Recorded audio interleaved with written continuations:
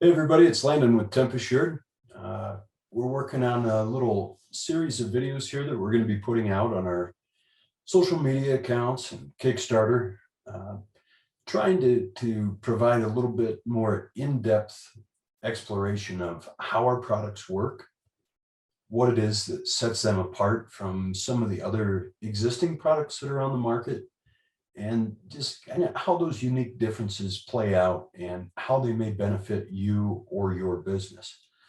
And so tonight in particular, one of the things we're going to focus on is, right now there's a lot of businesses out there around the country, around the world, who are using infrared temperature guns to take people's temperatures, whether it be clients or customers coming through the door, or in several cases, taking employees' temperatures as they come in the door in the morning or report to work at hospitals, at warehouses, fitness centers. All kinds of places have subscribed to this particular method of temperature acquisition.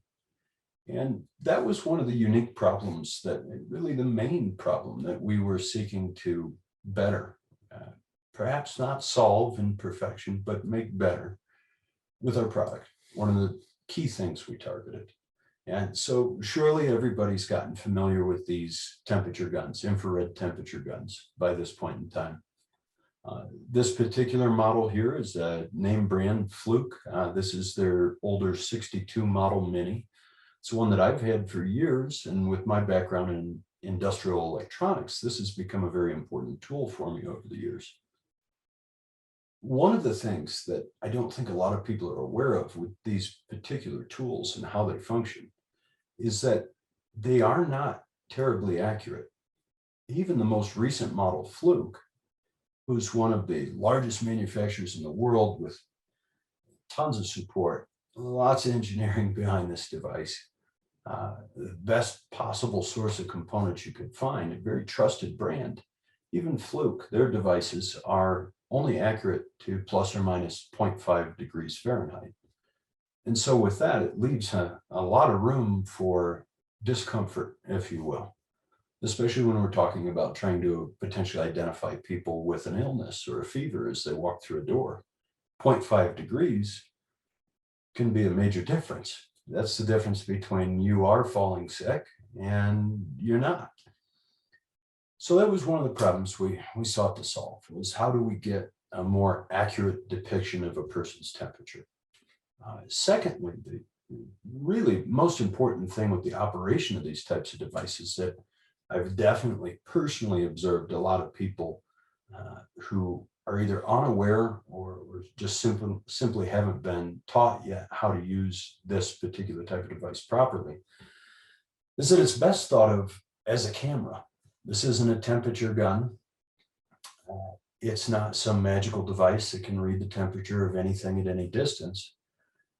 It's a camera, just like the camera on your cell phone. And with that, these devices actually have a lens built in inside of the unit. And just like the camera on your phone, that lens has a focal length. And surely you've discovered before that when you get your cell phone camera too close to that plate of food or that flower to take a picture, it loses focus. And the same thing happens with these. The only difference between your cell phone and this device, there's two differences, I apologize, there's two here. And what they are is this: your cell phone is 20, 30 megapixels, meaning there's somewhere between 20 and 30 million individual pixels on there to pick up visual information and turn it into a digital signal. And with typical temperature guns, there's somewhere between 16 and 32 pixels, not 16 and 32 million, 16 to 32 individual pixels. So they're incredibly low resolution. On top of that, what happens is when that lens and that tiny little low resolution camera gets out of focus, it doesn't get an accurate reading, even more so than that plus or minus 5 degrees that these devices are specified at. So there's a lot of criteria to follow here. And even though Fluke is currently manufacturing and marketing one of these devices as being clinical grade, there's no doubt about the fact that no true medical grade thermometer has an accuracy that is that far out of spec. So They're great. They're great for getting quick temperature readings. They're not great for getting accurate temperature readings, especially with the human element involved, where we know that distances won't be maintained from one point to another and are going to change. So that's one of the things we sought to improve. And so what we've done is the sensor array that is integrated into our hats and other devices, including earbuds, has a 0.1 degree variance. And so they're much tighter tolerance. So with only 0.1 degree, plus or minus 0.1 degree Fahrenheit. So we're effectively 5 times more accurate than the devices that are currently being employed around the globe to tackle this particular problem.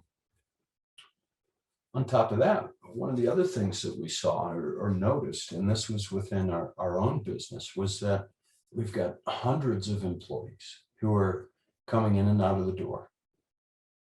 And it takes time to scan all of those people's temperatures.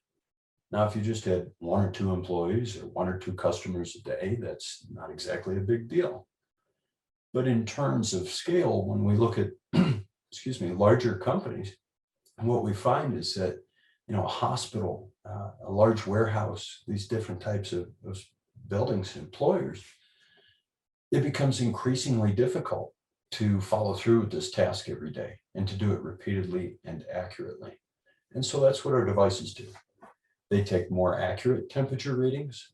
And not only do they do it the minute you walk through the door, they're continuously reading your temperature all day long. So there's never a moment throughout the day that goes for more than 1 minute where we haven't taken a temperature reading. And this is important because you don't just develop a fever or fall sick the moment you walk through the door at work. That's just not how it happens. You could become ill anytime throughout the day. And we've observed this directly. There's been multiple employees that we've let through the door in the morning, they seem fine. And then in the middle of the day, they develop a fever. And now they've been exposed to all of their coworkers throughout this 3-4 hour period of the day. So we're seeking to prevent that. We're seeking to make temperature reading, personal temperature monitoring and reading more accurate within the workplace. And we're seeking to make it more easy to use. We tend to see a lot of questions as well when we're talking about accurate temperature acquisition.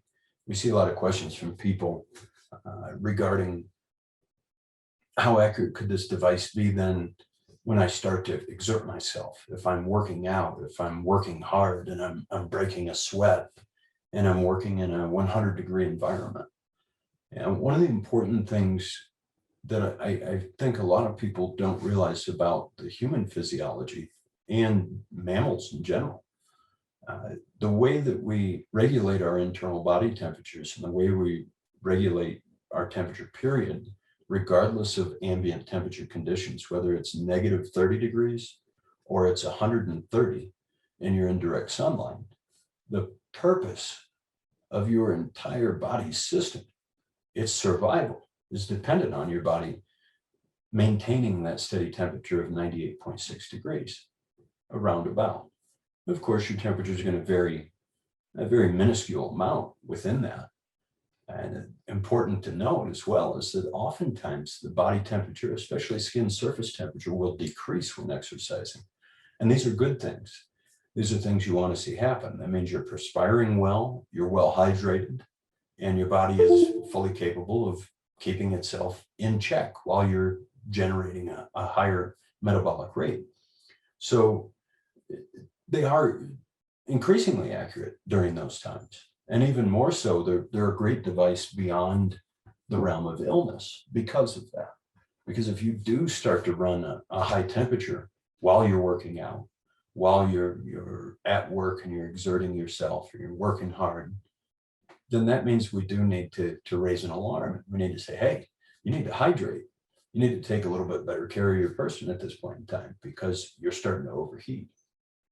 So under normal conditions, you're totally fine. You're going to get an accurate reading no matter what your ambient conditions are, no matter where you work, regardless of whether you happen to sit at a desk throughout the day or you're in a ditch with a shovel it's going to perform the same. You're going to get the same results.